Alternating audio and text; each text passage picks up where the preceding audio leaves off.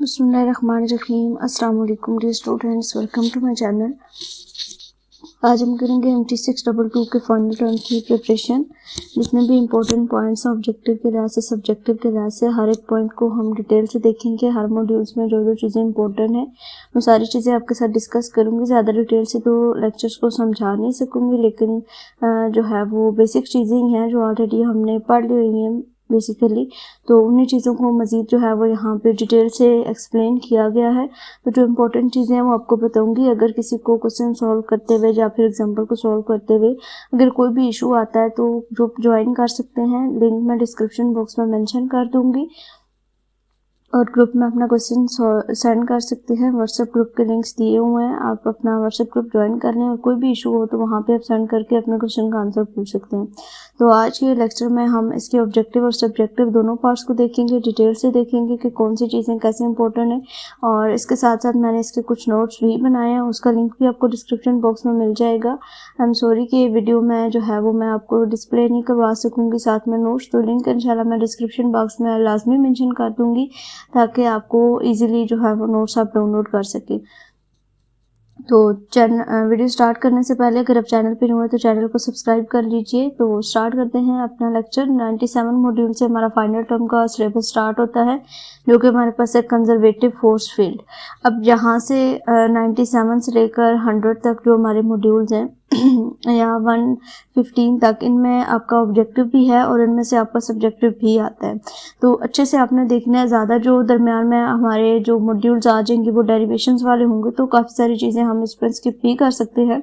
वो आप लोगों की अपनी चॉइस है, आप लोग स्किप करना चाहें या ना करना चाहें, लेकिन उनमें से इस तरह का खास पेपर नहीं आता। जो चीज़ें इंपॉर्टेंट है वो मैंने नोट्स में कुछ मेंशन कर दिए। 155 मॉड्यूल्स तक मैंने नोट्स बनाए हैं, आगे से नहीं बना सकी हूँ। तो जितने मैंने बनाए हैं वो आप सबके साथ इंशाल्लाह लाजमी मैं शेयर कर दूँगी। तो सबसे पहले यहाँ पे देखेंगे पाथ इंडिपेंडेंस की डेफिनेशन आपको आनी चाहिए। ठीक है, पाथ इंडिपेंडेंट की डेफिनेशन, ये जो चीज़ें हाईलाइटेड है ना, ये आपके ऑब्जेक्टिव के लिए भी हाईलाइटेड है और सब्जेक्टिव के लिए भी हाईलाइटेड है। ठीक है, इन चीज़ों को आपने देख लेना है। लिंक मैं हैंडआउट्स का भी डिस्क्रिप्शन बॉक्स में दे दूंगी, वहाँ से आप अपने हैंडआउट्स को भी डाउनलोड कर सकते हैं। तो सबसे पहले पाथ इंडिपेंडेंट की डेफिनेशन और उसका फार्मूला आपने देख लेना है। उसके अलावा कंजर्वेटिव फोर्स फील्ड का जो डेफिनेशन है वो आपको पता होनी चाहिए। और कंजर्वेटिव होने के लिए जो कंडीशन होती है, यानी कि अगर आपको एक क्वेश्चन दिया जाए कि बताएं कि जो आपको फोर्स दिए हुए जो कंजर्वेटिव है या नहीं है, तो उसकी एग्जांपल्स आपने लाजमी करनी है। ये आपके शॉर्ट क्वेश्चन में और लॉन्ग क्वेश्चन में भी आ सकती है। आपने अपना मिड टर्म का पेपर देखा होगा, कितना ईजी सा पेपर था मिड टर्म का। इसी तरह से जो हमारा ये सिलेबस है इंशाल्लाह इसमें भी आपका पेपर इसी तरह से शॉर्ट, मतलब ज़्यादा लेंथी क्वेश्चन या प्रूफ करने वाले बहुत लंबे चौड़े थ्योरम्स जो है वो नहीं आते हैं। आपको सिंपली एग्जांपल्स जो क्वेश्चन दिए जाते हैं उनको आपने सॉल्व करना होता है। ठीक है, उसके अलावा ये कुछ नेसेसिटी और सफिशिएंट कंडीशन है फॉर कंजर्वेटिव फोर्स फील्ड के लिए, ये आपने सारी देखनी है। इनमें से आपका ऑब्जेक्टिव जो है वो आने के काफ़ी सारे चांसेस होते हैं। ठीक है, उसके अलावा एग्जांपल्स कंजर्वेटिव फोर्स फील्ड के आपको पता होना चाहिए। ग्रेविटेशनल फोर्स फील्ड और इलास्टिक स्प्रिंग जो है ये कंजर्वेटिव फोर्स फील्ड की एग्जांपल्स हैं। ये भी आपके ऑब्जेक्टिव के लिए इंपॉर्टेंट चीज़ें हैं। लेकिन जो चीज़ मैंने अभी आपको बताई कि आपको कंजर्वेटिव फोर्स फील्ड की एग्जांपल्स आनी चाहिए, तो वही चीज़ यहाँ पे जो है वो हमारे मॉड्यूल में आ चुकी है कि इसकी एग्जांपल्स आपने करनी है। यानी कि करना क्या होता है, बेसिकली जो आपको फोर्स दी हुई होती है उसमें आपने क्रॉस प्रोडक्ट लेना होता है, उसके ऊपर आपने डेल अप्लाई करना होता है। और आई होप कि आपको डेल का पता होगा। डेल में हम partial derivative of x, partial derivative of y और पार्शियल डेरिवेटिव ऑफ जी लेते हैं। और जो फंक्शन हमारे यहाँ पे दिए गए होते हैं आई जे के, हम इस तरह से इसको लिखते हैं और फिर सिंपल इसका डेरिवेटिव लेते हैं। और अगर जो डेल क्रॉस जो फंक्शन दिया हुआ वो del cross f equal to 0 आ जाता है तो इट्स मीन कि वो आपकी कंजर्वेटिव फील्ड है। और अगर वो इक्वल टू 0 नहीं आता तो वो नॉन कंजर्वेटिव फील्ड होती है। आपकी एग्जांपल्स इस तरह भी आ सकती है कि प्रूव दैट इस जो फोर्स दी हुई है ये कंजर्वेटिव है, या फिर आपको कह सकती है कि प्रूव करें कि ये जो फोर्स फील्ड दी हुई है ये नॉन कंजर्वेटिव है। तो दोनों का आपका जो मेथड है वो यही है, आपने डेल क्रॉस फोर्स फील्ड करना है। ठीक है, यानी कि इसमें डेरिवेटिव इसका लेना है सिंपली और इसको सॉल्व करना है। सिंपल कैलकुलेशंस करने के बाद जो है वो आपको इसका आंसर मिल जाएगा। ठीक है, उसके अलावा ये जो टॉपिक है इसको बेशक आप स्किप कर सकते हो और इसमें जो चीज़ है वो मैंने यहाँ पे लिखती हुई है। Conservative system and orbit of particle, a single particle moving in the conservative field of force में perform any important type of motion. ठीक है, इसको बस आप बेशक स्किप कर दीजिए, इसमें कोई इस तरह की इंपॉर्टेंट चीज़ नहीं थी जो हमें करनी है। अच्छा, नेक्स्ट आज non conservative force field. Non conservative force field की ये जो पॉइंट्स हाईलाइटेड है ये आपने कर लेने हैं। उसके अलावा इसकी एग्जांपल्स जो हैं वो आपको आने चाहिए नॉन कंजर्वेटिव फोर्स फील्ड की। वही चीज़ जो हमने अभी देखी है कि नॉन कंजर्वेटिव फोर्स फील्ड में क्या होगा कि जो डिटर्मिनेंट हम लेंगे वो क्या आएगा, नॉट इज इक्वल टू 0 आएगा। तो हम कहेंगे कि जो हमारी फील्ड है, जो हमारी फोर्स है वो क्या है, नॉन कंजर्वेटिव। उसके अलावा वर्क डन का आपको फार्मूला पता होगा, आपने मीटर में भी पढ़ा है। इसकी इंटीग्रेशन लेते हैं हम, 2 पॉइंट्स हमारे पास होते हैं, एफ डॉट डी या फिर इसको काइनेटिक एनर्जी के डिफरेंस में भी हम जो है वो इसको डिफाइन करेंगे। जो आगे हम अपनी टर्म्स को इसको स्टडी करेंगे, ठीक है। अच्छा, उसके अलावा नेक्स्ट अगर हम आ जाएं तो नेक्स्ट हमारा जो मॉड्यूल है उसमें जो हमारे पास इंपॉर्टेंट चीज़ें हैं वो हमारे पास आ जाती हैं। ये अब आपके जो सब्जेक्टिव के पॉइंट ऑफ व्यू से जो इम्पोर्टेंट है वो टॉपिक्स भी जहाँ पे जो है वो आपको बताती हूँ। Examples of non conservative field की आपको एग्जांपल्स जो हैं वो आनी चाहिए, ठीक है। डेल क्रॉस एफ यानी कि जो मैंने अभी आपको बताई है कि आपने सिंपल इसका भी डिटर्मिनेंट लेना है, वो नॉट इज इक्वल टू 0 आएगा। तो इट्स मीन कि वो जो आपकी फील्ड है, जो आपकी फोर्स है वो क्या है, नॉन कंजर्वेटिव है, ठीक है। उसके बाद introduction to simple harmonic motion and oscillator. इसकी सारे जितने भी ये इंपॉर्टेंट पॉइंट्स मैंने हाईलाइट कर दी हुए, ये फार्मूलाज भी, इनकी डेफिनेशन भी, ये ऑब्जेक्टिव और सब्जेक्टिव दोनों पॉइंट्स के लिए इंपॉर्टेंट है, तो ये आपने लाजमी कर लेनी है, ठीक है। उसके अलावा यहाँ पे आपका फार्मूला है equation representing the period for the mass test on a spring, ठीक है। ये आपका फार्मूला आपने करना है। सिंपल पेंडुलम का फार्मूला है, इसके टाइम पीरियड का फार्मूला है, ये भी आपने लाजमी करना है। ये आपके ऑब्जेक्टिव में भी आ सकता है और सब्जेक्टिव में भी वो कह सकता है कि जो है वो आप टाइम पीरियड फाइंड करें सिंपल पेंडुलम का। तो ये आपका फार्मूला है सिंपल पेंडुलम के लिए, और ये जो आपका फार्मूला है ये आपका मास ऑन स्प्रिंग के लिए है। इसको आपने जो है वो लाजमी देख लेना है।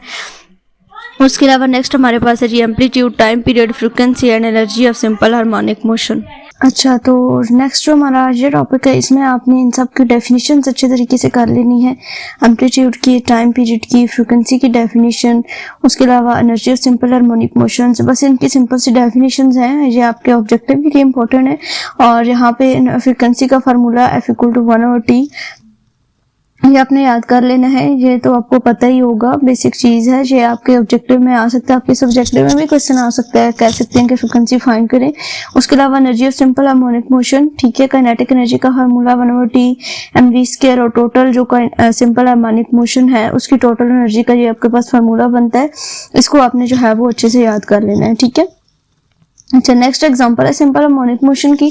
अब ये एग्जांपल आपने एक दफ़ा देखनी लाजमी है क्योंकि इसके 4 पार्ट्स बनने में, इस एग्जांपल को आपने एक दफ़ा करना लाजमी है, ठीक है। अब जो है वो ज़रूरी नहीं कि ये चारों के चारों पार्ट वो देगा, इनमें से कोई एक पार्ट दे सकता है, फिर डाटा उसके मुताबिक दिया वो होगा। अपने सबसे पहले जो इंपॉर्टेंट चीज़ होती है इस तरह के प्रॉब्लम्स में कि आपको जो आपका क्वेश्चन है उसकी अच्छे से समझ आ जानी चाहिए, यानी कि क्वेश्चन में जो चीज़ें गिवन है वो आपको अच्छे से समझ आ जाएंगी तो आपको ईजिली जो है उस चीज़ को फाइंड कर सकेंगे। क्वेश्चन को डाटा लिखने के बाद आप देखेंगे अब आपको फाइंड क्या करना है, जो फाइंड करना है उसका फार्मूला आपको आना चाहिए। और फार्मूला जब आपको आता होगा तो देन आप इजीली जो है वो अपनी चीज़ों को इजीली फाइंड कर सकेंगे। तो इस एग्जांपल को एक दफ़ा आप लाजमी कर लीजिएगा। अगर इसमें कोई भी कम्प्लिकेशन हो या कोई चीज़ समझ ना आ रही हो तो ग्रुप ज्वाइन कर सकते हैं, वहाँ से जो है वो आप मजीद गाइडलाइंस अगर किसी को ना समझे, वैसे तो बेसिक सिंपल चीज़ें, सिंपल फार्मूलाज यूज़ हुए हैं। स्पीड का फार्मूला, टाइम पीरियड का, फ्रीक्वेंसी का, ये फार्मूलाज यूज़ करके इसको सॉल्व किया गया है, ठीक है। अच्छा, फिर आगे नेक्स्ट अगेन एग्जांपल है, ये तो आपने लाजमी करनी है, ये तो मोस्ट इंपॉर्टेंट एग्जांपल है, इसको आपने बिल्कुल भी स्किप नहीं करना, ठीक है। उसके अलावा नेक्स्ट अगर हम आ जाएं तो डैम्प्ड हार्मोनिक ऑसिलेटर है। इसकी आपने ये जो चीज़ें मैंने हाईलाइट यहाँ पे की हुई हैं, इसकी डेफिनेशन और इसका ये जो फार्मूला है ये आपने करना है अच्छे से। उसके अलावा ये बस इसकी इक्वेशंस ही हैं, इनको बस एक दफ़ा आपने देख लेना है। उसके अलावा एग्जाम्पल है, इसको भी आपने लाजमी करना है, अपने डाटा को अच्छे से समझना है, जो चीज़ें फाइंड करनी है, और फाइंड करने के लिए जो आपका फार्मूला यूज़ होगा उसको आपने जो है वो अच्छे से देख लेना है ध्यान से। नेक्स्ट हमारे पास ई रोलर्स थ्योरम है, इसकी डेरिवेशन है। जस्ट आपने इसकी स्टेटमेंट करनी है और ये जो 2 पॉइंट्स मैंने हाईलाइट किए बस ट्रेक करनी है, इसकी डेरिवेशन बेशक स्किप कर दीजिए।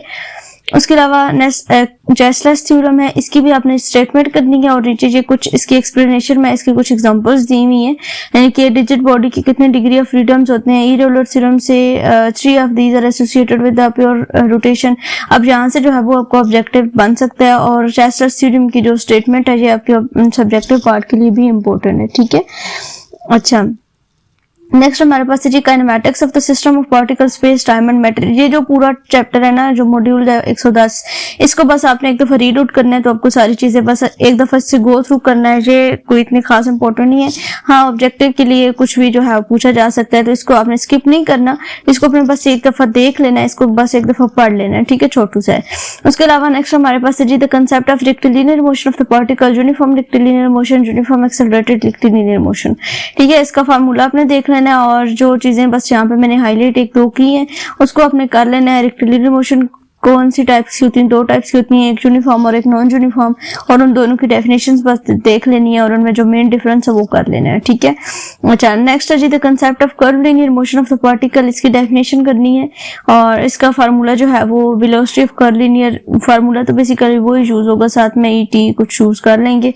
उसके अलावा कर्वीलिनियर इक्वेशन का जो एक्सेलरेशन है वो इस फार्मूला से यूज फाइंड किया जाता है, तो इसको भी आपने कर लेना है। जो आपके सब्जेक्टिव में भी वो दे सकते हैं कि velocity of curvilinear motion find करें या फिर acceleration of curvilinear motion find करें अकॉर्डिंग टू गिवन डाटा, जो भी वहां पे आपको दिया गया होगा। उसके अलावा जो एग्जांपल्स होती है ना टॉपिक्स के नीचे, ये आपने लाजमी करनी होती है, क्योंकि ऑब्जेक्टिव में वो पूछ सकते हैं कि a stone throne into the air at an angle is the example of, नीचे फिर वो डिफरेंट ऑप्शंस आपको दे सकते हैं कि किसकी एग्जांपल है, कर्वीलिनियर की है या किसकी भी है, ठीक है। अच्छा, नेक्स्ट हमारे पास है जी मॉड्यूल 113 है। नेक्स्ट में कहता है कि example of related to curvilinear coordinate, यानी कि कर्वीलिनियर कोऑर्डिनेट की रिलेटेड एग्जांपल है हमारे पास। Prove that the coordinate system is orthogonal, तो इस एग्जांपल को आपने एक दफा बस देख लेना है, ठीक है। ये वैसे तो काफी लेंथी है, इसको स्किप भी किया जा सकता है, लेकिन आपको जो है वो ये पता होना चाहिए कि जो सिलेंड्रिकल कोऑर्डिनेट सिस्टम है वो ऑर्थोगोनल होता है। ये आपके ऑब्जेक्टिव के लिए चीज इंपॉर्टेंट है। उसके अलावा सिलेंड्रिकल कोऑर्डिनेट ये आपने ऑलरेडी डिस्कस किए हुए हैं, मिड टर्म के सिलेबस में देखे थे, तो इनको आप माइंड में रख लीजिए, आपके ऑब्जेक्टिव में वो पूछ सकते हैं, ठीक है। अच्छा, उसके अलावा ये कुछ इंपॉर्टेंट है, यहाँ पे इन दोनों स्टेटमेंट्स को प्रूव करना है, left hand side equal to right hand side, तो ये एग्जांपल आपने लाजमी करनी है। अगर इसको आप स्किप करना चाहें तो बेशक कर सकते हैं। यहाँ पे ये जो है इन दोनों की जो प्रूव करने वाली चीजें, इनको आपने लाजमी देखना है। ईपी इक्वल टू इसके लेट कर लेंगे, और ई फाई जो है वो उसको इसके लेट कर लेंगे, और फिर इसी तरह से इसको जो है वो आगे सॉल्व करना है, ठीक है। अच्छा, नेक्स्ट है जी introduction to the projectile motion of the particle of a projectile. तो इसमें सबसे पहले प्रोजेक्टाइल का इंट्रोडक्शन, इसकी डेफिनेशन, एंड यहाँ पे जो इसका फार्मूला दिया हुआ वो करना है। अच्छा, उसके अलावा नेक्स्ट अगर हम आ जाए तो नेक्स्ट इसमें कोई इस तरह की खास बात नहीं है। उसके अलावा time of flight of talk, इसका जो फार्मूला है वो आपके पास ये है, तो इसको आपने जो है वो देख लेना, आपके ऑब्जेक्टिव के लिए ये चीज इंपॉर्टेंट है। अच्छा, नेक्स्ट अगर हम आ जाए तो ई एफ एक्स का जो सीरीज है ये तो आपने पहले भी स्टडी की हुई है, तो इसको आपने देख लेना है। बस इसकी स्टेटमेंट की ई एफ एक्स इसकी इक्वल होता है, ठीक है। उसके अलावा मजीद इसको लंबा चौड़ा सॉल्व करने की नहीं जरूरत, और ये आपके पास इक्वेशन है टॉक की। The above equation gives the formula for the approximation time of flight in the of the weak regarding retarding force, यानी कि अगर आपको फाइंड करना पड़ जाए टॉक, तो आप इस फार्मूला को यूज करके आप जो है वो टॉक फाइंड कर सकते हैं। Then conservation of the energy for the system of vertical, इसकी स्टेटमेंट आपने करनी है। Principle of conservation of field, इसकी भी स्टेटमेंट आपने करनी है, ठीक है। इसकी एक्सप्लेनेशन में क्या लिखा हुआ बस यही है कि work done equal to change in kinetic energy है, और इसके अलावा पोटेंशियल एनर्जी में भी वर्क डन चेंज इन दोनों को इक्वल रखना, और यहाँ पे जो है वो बस एक इक्वेशन बन जाएगी। उसके अलावा एग्जांपल है इसकी कंजर्वेशन ऑफ एनर्जी की, इसको आपने एक दफा देखना लाजमी, क्योंकि ये पार्ट्स में डिवाइड है ना, तो इनमें से कोई भी पार्ट जो है वो आपके पास आ सकता है। अब बेशक समझ लें कि ये आपकी एक एग्जांपल है, ये दूसरी तीसरी चौथी पांचवी, आप इस तरह करेंगे तो आप समझेंगे कि आपके 5 क्वेश्चन यहाँ से जो है वो कवर हो गए हैं, ठीक है। तो इसको आपने जो है वो लाजमी देख लेना है। अच्छा जी, नेक्स्ट आ जाए तो हमारे पास इंट्रोडक्शन टू इम्पल्स है, इसकी बस आपने डेफिनेशन करनी है और इसका जो मेन फार्मूला है वो करना है, और इसमें ये थ्योरम दिया हुआ वो कर लेना। बाकी इसके प्रूफ वगैरह में कुछ इस तरह के लंबा चौड़ा है तो नहीं, अगर करना चाहें तो कर लें, अदरवाइज इंपॉर्टेंट नहीं है, आप इसको स्किप भी कर सकते हैं। उसके अलावा एग्जाम्पल लाजमी करनी है और लाजमी करनी है। एग्जाम्पल्स आपको सिंपल सी हैं, बस फार्मूला लिखा हुआ है v1 v2, आपने इनिशियल वेलोसिटी फाइनल वेलोसिटी लिखनी है, और इम्पल्स भी आपको दिया हुआ, जो मैथ्स है वो भी दिया हुआ होगा। सिंपल आपने इम्पल्स का फार्मूला लगा के इसको जो है वो फाइंड कर लेना है, ठीक है।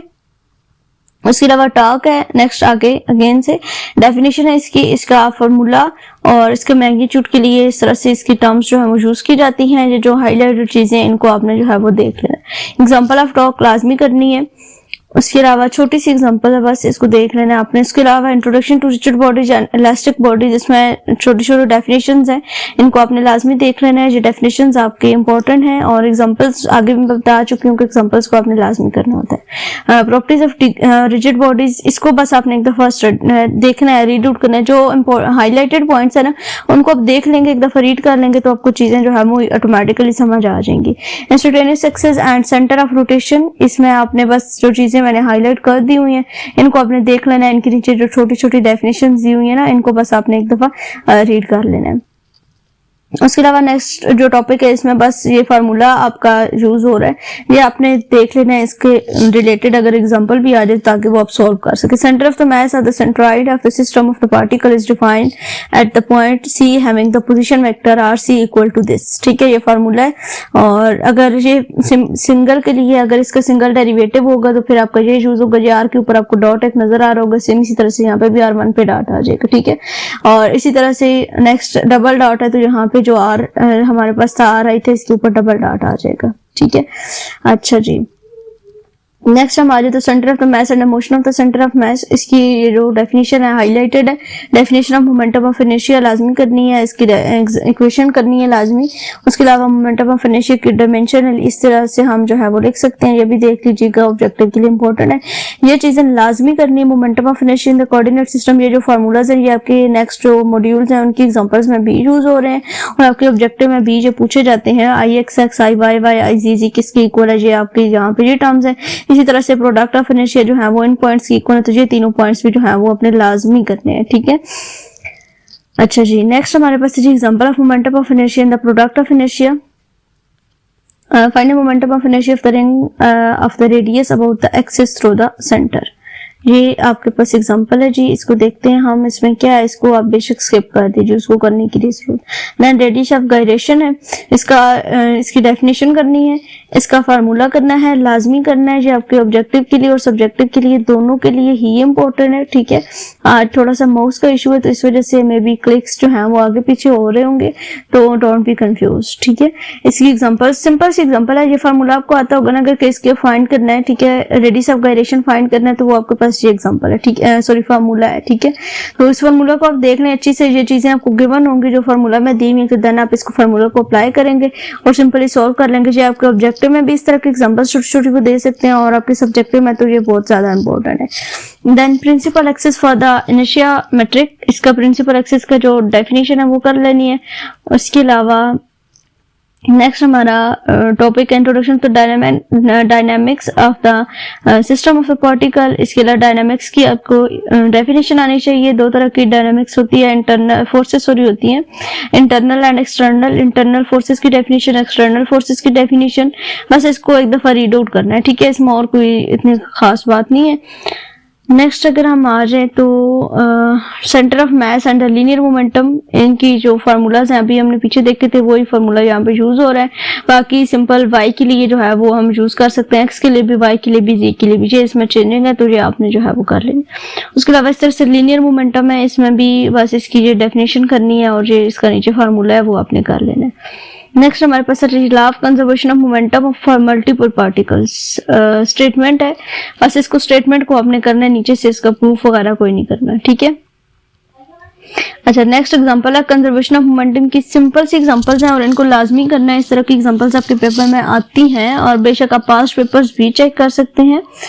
क्या है कि यहाँ पे एग्जांपल्स थोड़ी सी लेंथी लाजमी है, यानी कि लेंथी देखने में कह रहे हैं कि बहुत बड़ी एग्जांपल है, लेकिन ये बहुत इजी सी है। देखिए नीचे डाटा को देखिए, गिवन डाटा में सिंपल M1 लिखा हुआ है, यानी कि एक मैथ, दो मैथ्स दिए हुए हैं, दो वेलोसिटीज दी हुई हैं और दो जो है वो बिफोर कोलिजन और आफ्टर कोलिजन वेलोसिटीज। तो M1, M2, V1, V2, U1, G2, यानी कि momentum of law of conservation of momentum आपने अप्लाई करना है। ये फार्मूला आपका लॉ ऑफ कंजर्वेशन, और फिर सिंपली देखिए छोटी सी कैलकुलेशंस है, ये 6, 4, 5 जो भी वेलोसिटीज और मैसेज दिए हुए होंगे ना उनको पुट करेंगे और सिंपल हमारे पास जो है वो आंसर आ जाएगा जो चीज फाइंड करनी होगी। ठीक है, आप यहाँ पे देखें वेलोसिटी ऑफ बी आफ्टर, एक छोटी सी चीज फाइंड करनी थी और बस हमने सारी कैलकुलेशंस लिखी और जो हमने फाइंड करना था वो हमारे पास आ गए।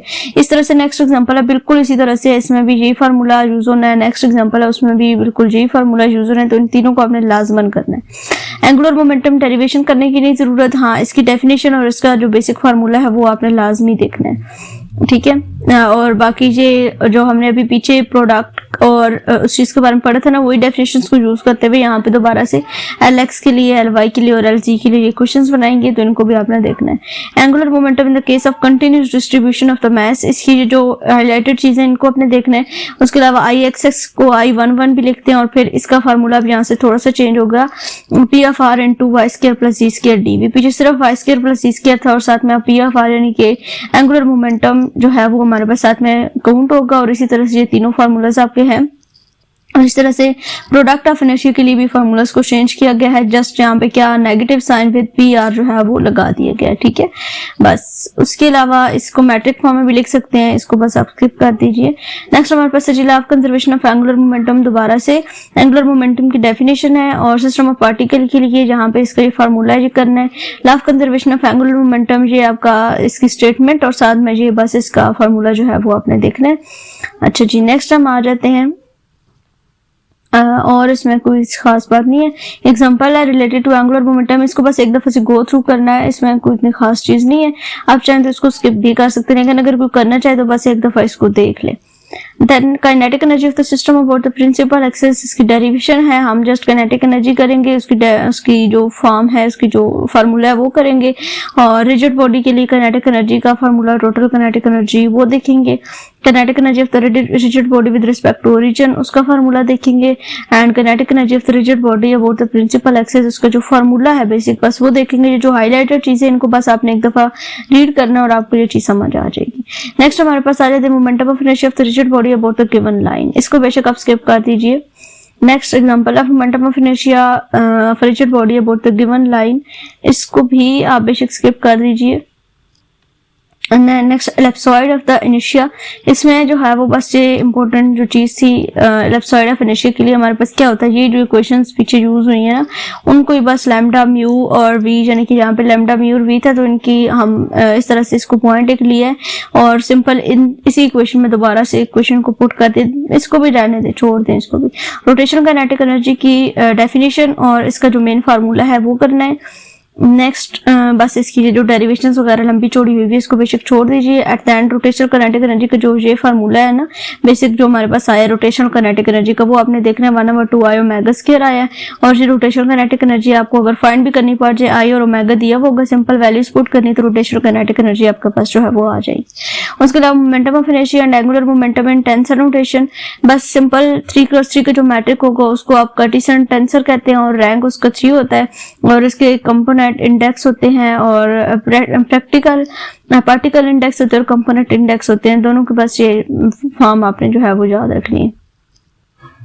अच्छा जी, नेक्स्ट हमारे पास आ जाते हैं जी most important module with objective के लिहाज से और सब्जेक्टिव के लिहाज से भी, introduction to the special momentum of inertia. जी जो यहाँ पे फॉर्मूलाज हैं ये अपने सारे के सारे करने और लाजमी करने हैं। सॉलिड सर्कुलर सिलेंडर का, हेलो सर्कुलर सिलेंडर का आपने भी क्विज किया होगा तो आपको पता होगा कि ये कितने आपके रिपीट हुए हैं और ये बार बार एक ही एमसीक्यूज 2 एमसीक्यूज। हेलो सिलेंडर का, सॉलिड स्फीयर का, हेलो स्फीयर का यही आपका बार बार रिपीट हो रहा था तो इनको आपने बिल्कुल भी स्किप नहीं करना। ये जितने भी फॉर्मूलाज है इस मॉड्यूल्स में लाजमी करने। और नेक्स्ट जो है वो अब मॉड्यूल शुरू हो जाते हैं डेरिवेशन के। तो डेरिवेशन में क्या है कि ये जो है जो चीजें हैं आपकी यहाँ पे जो है वो इन्हीं ये जो फार्मूलाज है ना इन्हीं की डेरिवेशन यूज हुई है। तो इनके अंदर जो इम्पोर्टेंट चीजें हैं ना वो एक्चुअली मैंने नोट्स में राइट डाउन कर दी हुई हैं।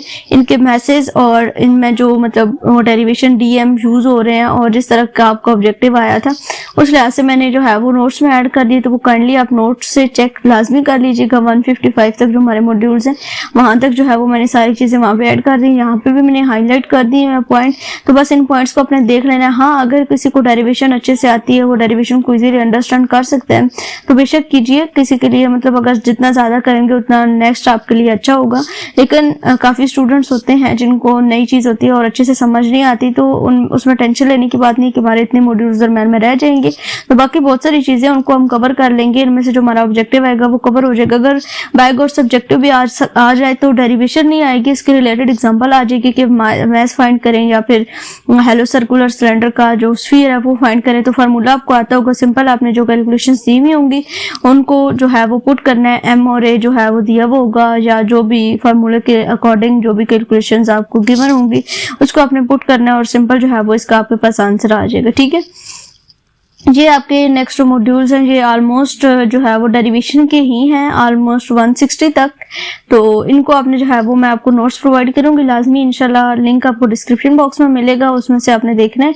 तो इन सब की जो चीज़ें हैं, जो मतलब इसमें से आने वाली चीज़ें, वो मैंने नोट्स में हाईलाइट कर दी हुई हैं, लिख दी हैं, और जहाँ पे भी आपको हैंडआउट्स में भी जो चीज़ें हैं वो मैंने बता दी हैं। अच्छा जी, नेक्स्ट हम आते हैं अब 160 से आगे अगर हम चलें तो यहाँ पे ये भी चीज़ इंपॉर्टेंट है। 155 तक एक्चुअली मैंने नोट्स बनाए हैं। उसके अलावा मोमेंटम ऑफ इनर्शिया, एमआई का मतलब है momentum of inertia of the ellipsoid, इसकी डेरिवेशन आप दी हुई है। तो बस momentum of inertia of ellipsoid हमारे पास क्या होता है, बस इसकी जो मेन फॉर्म है वो आप देख रहे हैं, बाकी इसकी डेरिवेशन वगैरह को इतना सीरियस लेने की ज़रूरत नहीं है। अच्छा जी, नेक्स्ट अगर हम आ जाएं तो नेक्स्ट हमारे पास क्या चीज़ है जी, एग्जाम्पल्स। अब हमारे पास आ जाएंगे मोमेंटम ऑफ इनर्शिया की, तो एग्जाम्पल्स को आपने देखना है, लाजमी देखना है।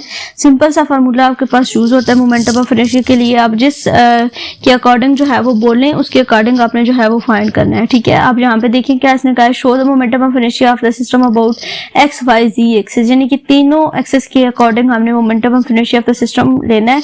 तो फार्मूला मैंने आपको बोला था कि आपने फार्मूला लाजमी करना है, पिछले मॉड्यूल्स में मैंने आपको फार्मूला हाईलाइट करवाया है, तो वही फार्मूला यहाँ पे यूज होगा जी। आई एक्स एक्स के आई वाई वाई का और आई जी जी का सिंपल फार्मूला खोलेंगे। जब आई एक्स एक्स होगा तो सबसे पहले 1 से स्टार्ट करेंगे, m1 y1 का स्क्वायर प्लस z1 का स्क्वायर, इसी तरह से m2 z2 का y2 का स्क्वायर, z2 का मतलब जितनी टर्म्स यहाँ पे दी हुई ना 11 13 और 12 तीन दी हुई ना, तो तीनों को फिर हमने यहाँ पे जो है वो यूज करना होगा। और सिंपल इसी तरह से फिर आई वाई वाई के लिए भी यूज करेंगे हम पे, फिर x और z आ जाएगा, तो फिर इसी तरह से उस हिसाब से फिर हम इसको ओपन करेंगे। जो समेशन साइन है ना, बेसिकली इसको ओपन किया जा रहा है, ये 1 2 m1 m2 m3 लिखकर, ठीक है। और इसी तरह से फिर जो है वो z जो आई जी जी है उसका भी फार्मूला जो है वो यहाँ से हमारा आ जाएगा। और ये बेसिकली हमारे पास गिवन थी कि ये हमारे पास क्या है 11 13 और 12 है, तो ये हमने प्रूव कर दिया। आई एक्स एक्स जो है वो हमारे पास क्या आई थी, 11 आई थी यहाँ पे, आई वाई वे हमारा यहाँ पे 13 आया था, और आई जी जी हमारा क्या आया था 12 आया था। तो ये चीज हमने प्रूव करनी थी क्वेश्चन में। इसी तरह से नेक्स्ट एग्जाम्पल है, example of momentum of inertia ही है, यहाँ पे भी m1 m2 y3 यही सारी चीजें दी हुई हैं। तो इसमें जो है वो आपके पास ये फार्मूला यूज हो रहा होगा, law of conservation of momentum के थ्रू इसको सॉल्व किया गया है, और सिंपल इसमें जो चीजें गिवन थी इसमें पुट किए, तो यहाँ पे हमारे इसका ये आंसर आ गया, ठीक है। अच्छा जी, नेक्स्ट एग्जांपल ही है, सेम इसी तरह से यहाँ पे जो है ये कुछ मैथ्स दिया हुआ है, और इसी को यूज करते हुए नेक्स्ट जो है वो इस एग्जांपल को सॉल्व कीजिए। काफी लेंथी, तो इसको बेशक आप स्किप कर दीजिए, ठीक है, ये शो करने वाला था कुछ। उसके अलावा नेक्स्ट अगर हम आ जाए तो नेक्स्ट हमारे पास 5 एग्जांपल है इसकी, इसको भी जो है वो आप स्किप कर दीजिए एग्जांपल। नेक्स्ट फिर इसी तरह की एग्जांपल है, यहाँ पे ये जो थ्योरम है ना, इसकी स्टेटमेंट को आपने देख लेना, इसका प्रूफ जो है वो बेशक आप छोड़ दें। अच्छा, नेक्स्ट हमारे पास है जी example 1 of parallel axis theorem, इसका जो प्रॉब्लम है उसकी स्टेटमेंट आप देखें। अच्छा जी, नेक्स्ट जो है वो ये वही चीजें जो अभी हमने प्रूफ पीछे फार्मूला देखा था ना, उन्हीं फार्मूलाज की डेरिवेशंस है नेक्स्ट।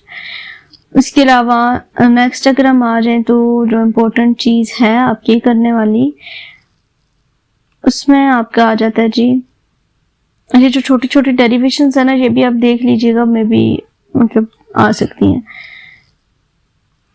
अच्छा, ये देखिए जैसे कि यहाँ पे था इसका ये इसने फाइंड किया, तो सिंपल डेरिवेशन है, ठीक है। इसमें बस 2 चीजें जो गिवन है उसी को फाइंड लगा के इसको चूज किया। परपेंडिकुलर एक्सिस थ्योरम, इसकी स्टेटमेंट लाजमी करनी है, आपसे पूछी जा सकती है। नेक्स्ट हमारे पास एग्जांपल नंबर 1 ऑफ परपेंडिकुलर, ये जो अभी थ्योरम पढ़ा है ना इसी की एग्जांपल है, तो इसका फार्मूला अगर आता होगा तो नेक्स्ट इजी हो जाएगा एग्जांपल को सॉल्व करना, बस सिंपली जो है वो इसको सॉल्व करना है।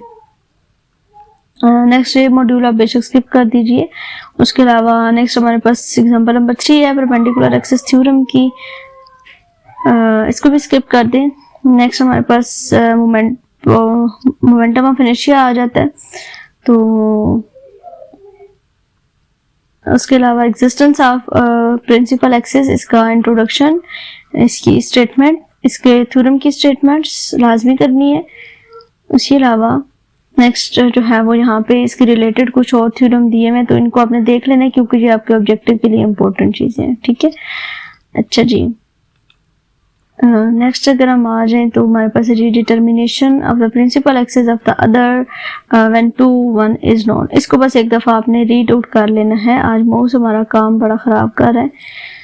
तो नेक्स्ट हम देखते हैं क्या चीज़ हमारे पास आती है जी। Determination of the principal axes by the diagonalising the inertia matrix. इसमें जो चीज़ें हैं वो मैं हाईलाइट कर दूंगी इंशाल्लाह। तो इसको बस आपने जो है वो एक दफ़ा देख लेना है। इसकी एक्सप्लेनेशन बस एक दफ़ा जो रीड आउट करने वाली चीज़ें, इससे आगे जो है ना वो इतनी खास इंपॉर्टेंट चीज़ें नहीं है। हाँ, जो चीज़ें इंपॉर्टेंट थी ज़्यादा वो मैंने आपको ऑलरेडी हाईलाइट करवा दी हैं। तो नेक्स्ट जो है वो थ्योरम्स ही हैं, उनके प्रूफ हैं इतने लेंथी, तो इस तरह का हमारा पेपर नहीं बनता है। तो इंशाल्लाह मैं आपको पास्ट पेपर भी प्रोवाइड करूँगी, ग्रुप आप ज्वाइन कर लीजिए। अगर कोई भी चीज़ आपको समझ ना आ रही हो एग्जाम्पल्स में से तो वो आप पूछ सकते हैं। ये कुछ एग्जाम्पल्स हैं यहाँ पे आगे इसकी रोटेटिंग फ्रेम ऑफ रेफरेंस की, तो इसको आप देख लीजिएगा। ठीक है, इसमें क्या चीज़ गिवन है और क्या चीज़ फाइंड करनी है, बस ये मैट्रिसेस वगैरह के क्वेश्चंस ही हैं। तो इंशाल्लाह आई होप कि इस लेक्चर से आपको काफ़ी हेल्प मिल गई होगी। अगर फिर भी कोई चीज़ समझ ना आई या किसी चीज़ की कंफ्यूजन हो तो आप व्हाट्सएप ग्रुप ज्वाइन कर सकते हैं। ये नेक्स्ट जो है ना इसको बेशक आप स्किप कर दीजिए, 180 से जो आगे चीज़ें हैं काफ़ी, तो इनमें कोई इस तरह की ख़ास चीज़ नहीं है करने वाली। तो जो चीज़ें मैंने बताई हैं लाजमी उनको कर लीजिएगा। इंशाल्लाह आपका पेपर बहुत अच्छा हो जाएगा। अल्लाह ताला सबको कामयाब करे। तो मिलेंगे इंशाल्लाह अपने नेक्स्ट लेक्चर में, तब तक के लिए अल्लाह हाफिज़। और एक और चीज़ मैं मेंशन करना भूल गई हूँ, इंशाल्लाह मैं आपको पोस्ट असेसमेंट भी इसकी प्रोवाइड करूंगी। जितने भी पोस्ट असेसमेंट है 197 से ऑनवर्ड जितनी भी पोस्ट असेसमेंट है 186 तक वो भी प्रोवाइड करूंगी, ताकि आपकी जो ऑब्जेक्टिव है वो आप वहाँ से अंदाज़ा लगा सके कि किस तरह का आपका ऑब्जेक्टिव आता है।